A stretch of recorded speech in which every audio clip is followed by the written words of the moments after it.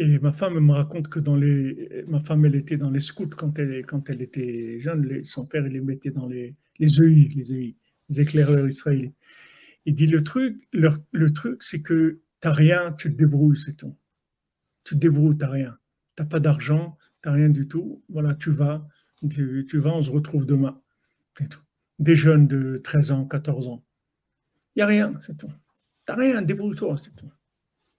Tu vas, tu tapes, tu demandes à des gens, vous n'aurez pas. Ah, tu te jettes. Là, bon, ok, mon petit, tu donnes un truc, là, tu donnes ça et ça. Après, tu vas dans la forêt, tu cherches des bois, tu te fais un petit truc pour dormir. Tu te débrouilles sans rien. Tu vas sans rien, c'est tout. Les tzadikim, ils vivent comme ça. Toujours dans ce vide-là, dans cette, c'est-à-dire que Hachem, attrape-moi, Hachem, rattrape-moi, sinon je vais m'écrouler, je vais m'écraser par terre. Rattrape-moi, s'il te plaît. Ils vivent comme ça. Mais dès que tu as des assises, tu es installé, ça y est, c'est fini. Tu ne peux pas vivre ça. Parce que tu vis toujours sur. Tu sais que tu as ça, tu as des repères. Donc, c'est ces repères qui te portent. Toi, tu crois que ces repères-là, c'est bien, parce que ça te porte. Mais en fait, c'est tes repères, ils te freinent, ils t'empêchent d'avancer. Parce que si tu n'avais rien, Béhémet, tu verras comment tu avancerais dans la prière, dans tout. Ça serait un autre niveau complètement.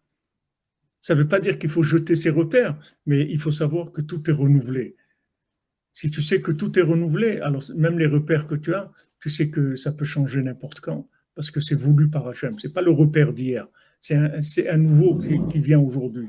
Ce n'est pas quelque chose qui existe, que j'ai déjà fait et qui continue. C'est quelque chose de nouveau complètement. Exactement. C'est que la Emouna, comme tu dis Stéphane, qui empêche de ressentir ce vide, c'est tout. C'est-à-dire la Emouna, c'est que tu te lâches, tu y vas, c'est tout. Le père de Rav Nachman Roussicher à la Vachalom, les Rav Nachman Kanielski, son père, il est monté en Eretz Israël. Il avait un petit sac avec le talit et les tefilines, c'est tout. Quand Rav Nachman il l'a vu arriver à Jérusalem, il a dit regarde comment un juif il monte en Eretz Israël. Il avait un petit sac. Et Rav Nachman Roussicher aussi, il était comme ça. Moi, j'ai voyagé des dizaines de fois avec lui. On voyageait tout le temps. Jamais je l'ai vu avec une valise. Ça n'existait pas. Il n'avait pas de valise. Il avait un petit sac avec les tefilines et un petit truc, mais un sac en plastique comme ça. Et même pas de talit. Il avait un talit à Ouman. C'est tout qu'il n'avait pas besoin de prendre de talit. Mais c'est comme ça. Il voyageait toujours comme ça.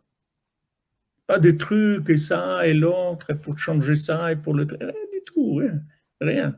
Les tefilines et un petit truc. Je sais pas ce qu'il avait d'autre. C'est un truc à manger ou. C'est tout. Petit sac en plastique. Jamais de valise, ni enregistrée, ni valise, ni trollée, ni rien du tout.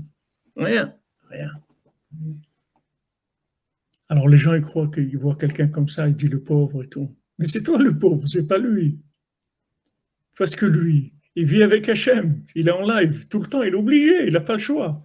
Il n'a pas le choix que de s'appuyer sur Hachem. Il se lâche. Allez, Hachem, occupe-toi de moi, c'est tout. Je suis une créature d'Hachem, occupe-toi de moi. C'est ça la Emouna. Tu te lâches. Et alors, il te dit ici que maintenant, pour ça que Hachem, on dit Hakim et Tsukat David Anofalet. Hachem, il va relever la Souka de David. Il ne va pas dire il va construire le palais de David. Non. Hachem, il va prendre quelque chose de cassé, quelque chose qui est tombé, et il va le relever. Ça, c'est le schéma messianique. Et c'est valable pour chacun d'entre nous.